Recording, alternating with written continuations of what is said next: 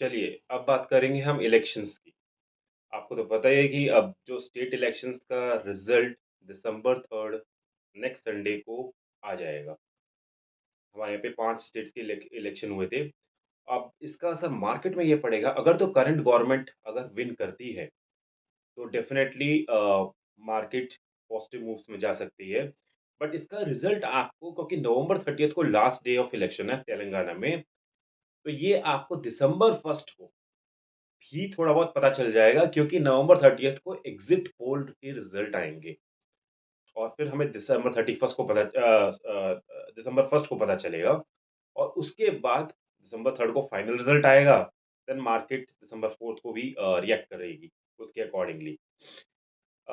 लेकिन जब ये स्टेट के इलेक्शन के रिज़ल्ट आएँगे दिसंबर 4 आप ले लीजिए 1 वीक और 2 वीक डाउन द लाइन ये सब कुछ नॉर्मल हो ये सब कुछ न मार्केट इसके आगे बढ़ेगी। और then that's what it's very important कि जो लॉन्ग टर्म इन्वेस्टर्स हैं, उनके लिए sometimes this is an opportunity to buy also. तो जो लॉन्ग टर्म इन्वेस्टर्स हैं definitely in case any result will happen anything which is not which is a surprise for the market और which market is not predicting तो market उसके accordingly behave कर सकती है और एक लॉन्ग टर्म जो इन्वेस्टर्स हैं definitely they can take the advantage. But अगर आप इसको थोड़ा और आगे देखेंगे जब जनरल इलेक्शन के रिजल्ट आते हैं that does not depend on the state और जनरल इलेक्शन के रिजल्ट्स डिफरेंट भी हो सकते हैं। But I think the market wants the current government to move because जो उनकी पॉलिसीज़ हैं, चाहे पावर हो, चाहे इंफ्रा हो, चाहे डिफेंस हो, चाहे सेमीकंडक्टर हो, चाहे मोबाइल हो, uh, wherever we see due to the policy, the market definitely want the current government should come because if anything will happen, so that will be a hindrance. So market definitely want the current government should come. That is what is my view. But going forward, एक long term पे अगर आप एक view लेते हैं, तो market will try to digest everything. और पर अगर ये करंट गवर्नमेंट आती है जनरल इलेक्शंस में, तो मैं tsunami of money which is waiting that will come. FIIs wants to invest in India but they want कि भई ये अनसर्टेनिटी खत्म हो जाए। लेट इवन वो भी आना चाहते हैं लेकिन दे विल थिंक कि हाँ, भई हम थोड़ा कॉस्टली ले लेंगे लेकिन एक बार सर्टेनिटी हो जाए। तो that is what FIIs will think. तो this was their review on elections और इसके बाद हम आते हैं आरबीआई के प्रोविजंस के बारे में। जो आरबीआई ने रिस्क वेट अपना इंक्रीज़ किया है अनसेक्योर्ड लोन के लिए। अनसेक्योर्ड लोन पे जो आरबीआई ने 100 से 125% किया है। फ्रेंड्स मैं आपको बताता हूँ इसमें क्या है कि जैसे कि पहले क्या हो रहा था कि आरबीआई ने एक रिपोर्ट निकाली थी आज से 2-3 वीक्स बैक और इसमें उन्होंने ये बताया था जो अनसेक्योर्ड लोन्स हैं, वो एक ही हाउसहोल्ड में शायद 3-4 टाइम्स लिए गए हैं। मतलब जो 50,000 से भी कम के लोन हो और एक ही हाउसहोल्ड ने 3-4 टाइम्स ले लिए हैं और उनके कारण शायद हो सकता है कि उनके उन उस हाउसहोल्ड में इतना लोन अब हो चुका हो कि वो जो बाकी के लोन्स हैं, वो उसको भी इम्पैक्ट कर जाए। जैसे कि कोई घर है, उसमें 50,000 रुपीज़ से कम 3-4 जगह पे लोन ले लिए और उनका कोई ऑटो लोन है, तो उसके कारण भी इम्पैक्ट कर सकता है। जो अनसिक्योर्ड वाला लोन है, वो सिक्योर्ड वाले लोन्स जो होंगे, उनको भी इम्पैक्ट कर सकता है।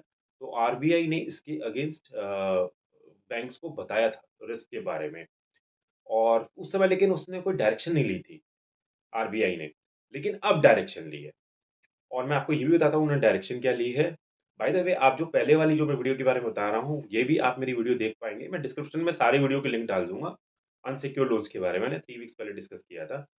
अब इस बार आरबीआई ने क्या किया है 1 वीक बैक ही कि आरबीआई ने ये बोला है कि जो भी मेरे एनबीएफसी को लोन दे रहे हैं, जैसे कोई भी बैंक अगर एनबीएफसी को लोन दे रही है, सिंस कि वो भी अनसिक्योर्ड होता है, तो उसमें भी आप जो रिस्क वेट है 125% करो और सिंस एक एनबीएफसी जो लोन देती है, वो भी अनसिक्योर्ड लोन्स देती है, जैसे आपके कंज्यूमर लोन्स हैं, क्रेडिट कार्ड्स हैं, तो उस केस में भी ये आपको भी एनबीएफसी को भी इंश्योर करना है कि वो अपने अनसिक्योर्ड लोन बेसिस पे जो प्रोवि रिस्क टू इट है वो बढ़ाएँ।